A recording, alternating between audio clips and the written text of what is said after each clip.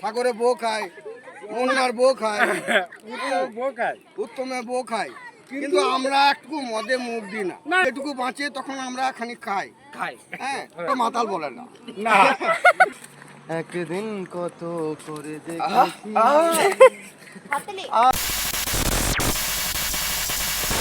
Hello everyone, welcome back to a new video. সকাল সকালই আমরা দুজনে রেডি হয়ে বেরিয়ে পড়েছি বক্রেশ্বর যাবার জন্য, কারণ আজকে আছে বক্রেশ্বরে পিকনিক।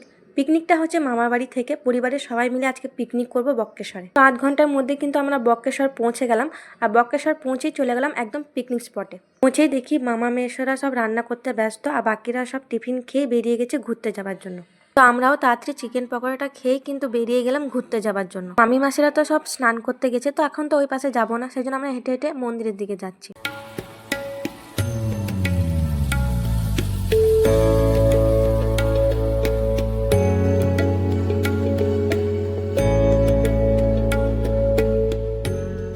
মন্দিরের সামনে গেটে কিন্তু আমরা ঢুকিনি, প্রচণ্ড ভিড়, যেহেতু সোমবার ছিল।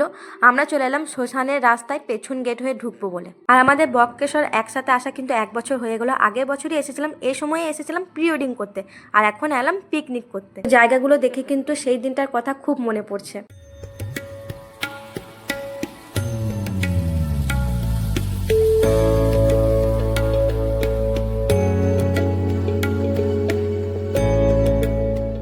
এখানে দেখা হয়ে গেলো মামি মাসি দিদিমা ভাই বোন সবার সাথে। এরা তো সকালে 10টার মুড়ি খেয়ে চলে এসেছে স্নান করতে, আর আমাদের পিকনিক স্পটে পৌঁছাতেই বেজে গেল 11:30। স্নান করার পরই মামি মাসিরা চলে গেল পিকনিকের জায়গায়, আর আমরা ভাই বোন মিলে সবাই মিলে চলে এলাম দুর্গা মন্দিরের সাইড দিকে। আর এখানে মাকে দর্শন করলাম, আর দর্শন করে সবাই মিলে একটু বসেছিলাম, কারণ এদের নাটকই শেষ হয় না। তো ধৈর্যভাবে একটু বসে ওদের নাটকটা দেখলাম, তারপর চলে গেলাম শ্মশান যাবার রাস্তায়।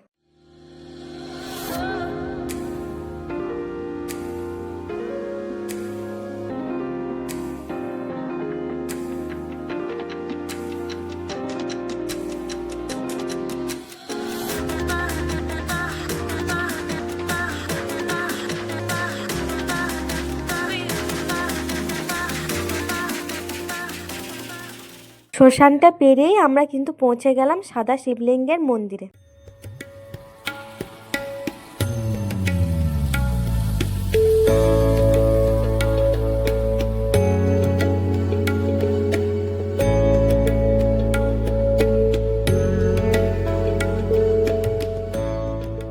শ্মশান থেকে বেরিয়ে আমরা চলে এলাম আইসক্রিমের দোকান, আর সবাই এক একটা করে নিল আইসক্রিম। এদেরকে একটা আইসক্রিম দিয়েও শান্তি নেই, নিজের কাছে আইসক্রিম থাকতেও পরে আইসক্রিম নিয়ে কাড়াকাড়ি করছে। এমনি করে খেতে খেতে মারামারি কাড়াকাড়ি করতে করতে আমরা চলে এলাম পিকনিকের জায়গায়।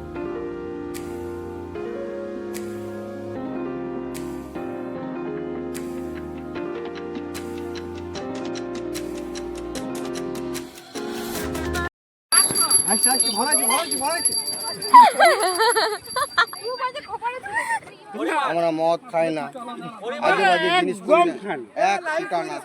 এখানে আমরা মদের কোনো গর্ব না, এইখানে আমাদের মদের কিছু গর্ব নাই।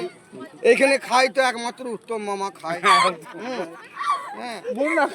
মুন্না খায়, সাগর খায়, সাগরে বউ খায়, মুন্নার বউ খায়, উত্তমের বউ খায়, কিন্তু আমরা একটু মদে মুখ দিই না, যেটুকু বাঁচে আমরা খাই, যেটুকু বাঁচে তখন আমরা খানিক খাই। হ্যাঁ, ওটা মাতাল বলে না।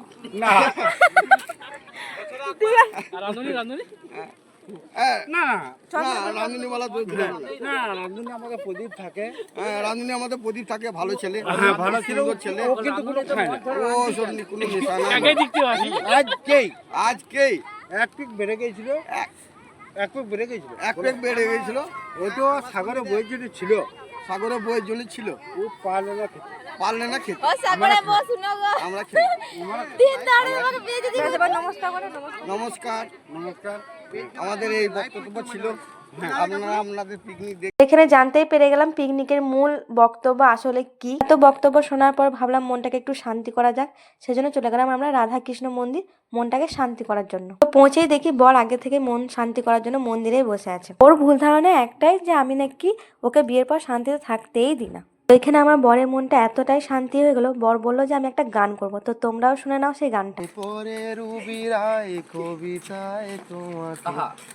একদিন কত করে দেখেছি আজ হাই রবি রাই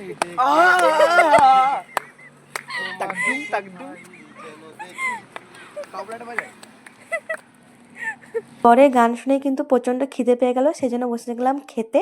আর আমাদের মেনুতে ছিল ভাত, আলু পোস্ত, ছ্যাঁচড়া, মাংস, পাঁপড়, চাটনি, মিষ্টি। তো এক এক করে সবারই খাওয়া দাওয়া হয়ে গেল। বছরের প্রথম পিকনিক পরিবারের সাথে, সত্যি খুব মজা করলাম।